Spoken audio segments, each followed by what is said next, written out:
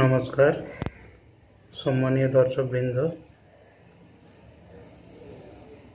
আমরা অনেকে ration card সম্পর্কে বা রেশন কার্ড কারেকশন সম্পর্কে দুয়ারে সরকার ক্যাম্পে অ্যাপ্লিকেশন জমা দিয়েছিলাম। সেই অ্যাপ্লিকেশনের স্ট্যাটাস সম্পর্কে জেনে নেব এই ভিডিওর মাধ্যমে। দয়া করে আপনারা পুরো ভিডিওটা দেখবেন যাতে বুঝতে অসুবিধা না হয়। চলুন আমরা ভিডিওটা শুরু করি। সর্বপ্রথমে আমরা মোবাইল বা ডেস্কটপ বা ল্যাপটপ যে কোনো জায়গা থেকে একটা ব্রাউজার আমাদের ওপেন করতে হবে। আমি এখানে মোবাইল থেকে করছি। মোবাইলে গিয়ে আমি আমার ক্রোম ব্রাউজার ওপেন করছি। ক্রোম ব্রাউজার ওপেন করলাম। তারপরে এখানে এসে আমাকে গুগল খুলতে হবে। আমার অলরেডি ক্রোমে গুগল ওপেন করা ছিল, তাই গুগল অটোমেটিক খুলে গেছে।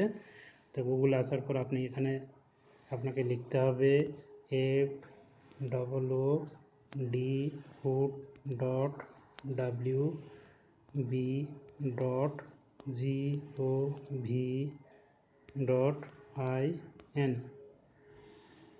তারপর আপনি এখান থেকে এন্টার দেবেন। এন্টার দেওয়ার পর এরকম একটা পেজ খুলে আসবে, department of food and supplies, government of West Bengal. যদি আপনি এই মোবাইল থেকে ওপেন করে থাকেন তাহলে আপনি এই সাইটের সমস্ত কিছু ইনফরমেশান দেখতে পাবেন না। যদি ল্যাপটপ বা কম্পিউটার থেকে খুলে থাকেন তাহলে আপনি এর সম্পূর্ণ ইনফরমেশান দেখতে পেয়ে যাবেন। আমি যেহেতু আমার মোবাইল থেকে করেছি তাই সম্পূর্ণ কিছু দেখতে পাচ্ছি না, এই জন্য আমাকে একটা সেটিং করে নিতে হবে ছোটোখাটো। এই যে 3 নম্বর 3টে ডট দেখতে পাচ্ছেন, এই ডটটা সিলেক্ট করবেন। এই ডটটা সিলেক্ট করার পর এটাকে একটু স্ক্রল ডাউন করবেন। স্ক্রল ডাউন করার পর যে ডেস্কটপ সাইট বলে একটা যে অপশান আছে, এটা মনিটরের মতো দেখতে লাগছে, সেটাকে আপনি এই যে চৌকো বক্সটা আছে এটাতে সিলেক্ট করে নেবেন। সিলেক্ট করার পর দেখবেন একদম সম্পূর্ণ বিস্তারিতভাবে সব কিছু দেখা যাচ্ছে, কম্পিউটারের মতোই একদম খুলে গেছে। অতএব আপনি এখানে সার্ভিস যে অপশানটা দেখছেন, সেই সার্ভিস অপশানের একদম নিচের দিকে যাবেন। নিচে এনকোয়ারি বলে একটা অপশান দেখতে পাচ্ছেন। এই এনকোয়ারি ডান দিকে একটা যে প্লাস সাইন রয়েছে, ওই প্লাস সাইনে গিয়ে আপনি ক্লিক করুন।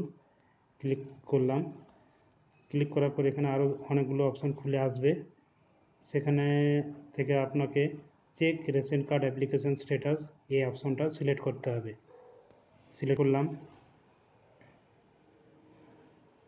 সিলেক্ট করার পর এরকম একটা পেজ খুলে আসবে, check application status, select form type. এবার ফর্ম টাইপ আপনাকে সিলেক্ট করতে হবে। এখানে ক্লিক করলাম। ক্লিক করার পর দেখা যাচ্ছে ফর্ম 3 থেকে অনেক 3, 4, 5 থেকে এভাবে ফর্ম 14 পর্যন্ত রয়েছে।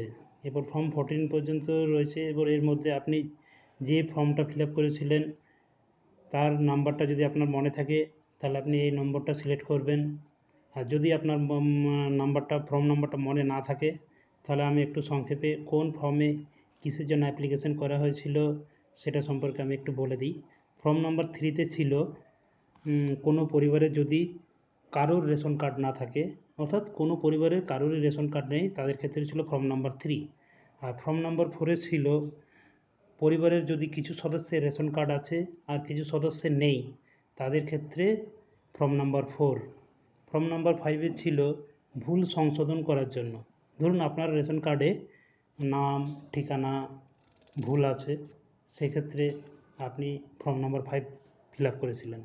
আচ্ছা, ফর্ম 6এ ছিল রেশন সব পরিবর্তন করার জন্য। আচ্ছা, ফর্ম 7এ ছিল রেশন কার্ড সারেন্ডার করার জন্য। আচ্ছা, ফর্ম 8এ ছিল রেশন কার্ড RKSY 2 থেকে RKSY করার জন্য। আচ্ছা, ফর্ম 9এ ছিল ডুপ্লিকেট রেশন কার্ডের জন্য। ফর্ম 9এ ছিল ডুপ্লিকেট রেশন কার্ডের জন্য। আচ্ছা, ফর্ম 10এ ছিল ভর্তুকিহীন রেশন কার্ডের জন্য। আর ফর্ম 11এ ছিল মোবাইল বা আধার কার্ড সংযুক্তকরণ করার জন্য। ফর্ম 12এ ছিল রেশন কার্ড বন্ধ হয়ে গেছে, সেটাকে আবার পুনরায় চালু করার জন্য। ফর্ম 13এ ছিল কিছু সদস্যের রেশন দোকান পরিবর্তন করার জন্য। আর ফর্ম 14-এ ছিল নতুন পরিবারে স্থানান্তরিত হওয়ার জন্য। এই ছিল ফর্ম নাম্বারের ডিটেলস। ধরুন আমি যে ফর্মটা অ্যাপ্লাই করেছিলাম সেটা হলো ফর্ম নাম্বার 4, অর্থাৎ আমার এক নতুন সদস্যকে অ্যাড করার জন্য ধরুন আমি অ্যাপ্লাই করেছিলাম, এই জন্য আমি ফর্ম নাম্বার 4টাকে সিলেক্ট করলাম। সিলেক্ট করার পর এখানে নিচে যে বক্সটা দেখছেন সেখানে আছে এন্টার ফুল 16 অথবা 10 ডিজিট অ্যাপ্লিকেশন নাম্বার, যেটা দুয়ারে সরকার ক্যাম্প থেকে দেওয়া হয়েছিল। যদি আপনাকে দিয়ে থাকে তাহলে ভালো, আর যদি না দিয়ে থাকে তাও কোনো চিন্তার কারণ নেই। আপনি নিচে আপনার 10 ডিজিট মোবাইল নাম্বারটা যেটা আপনি অ্যাপ্লিকেশনে দিয়েছিলেন সেই নাম্বারটা আপনাকে এখানে দিতে হবে। এটা ফর্ম অ্যাপ্লাই করার সময় যে মোবাইল নাম্বারটা আপনি প্রাইমারি মোবাইল নাম্বার হিসেবে দিয়েছিলেন সেই মোবাইল নাম্বারটা, কিন্তু অন্য কোনো মোবাইল নাম্বার দিলে কিন্তু হবে না। ঠিক আছে, তো আমি এখানে মোবাইল নাম্বার দিলাম।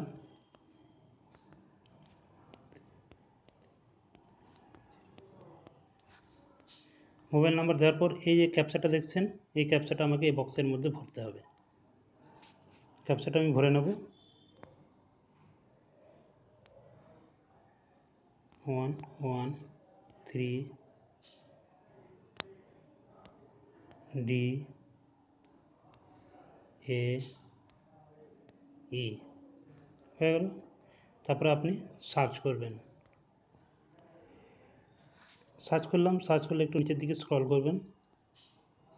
এই যে দেখুন সমস্ত কিছু তথ্য, অ্যাপ্লিকেশন নেম, অ্যাপ্লিকেশন নাম্বার আর মোবাইল নাম্বার।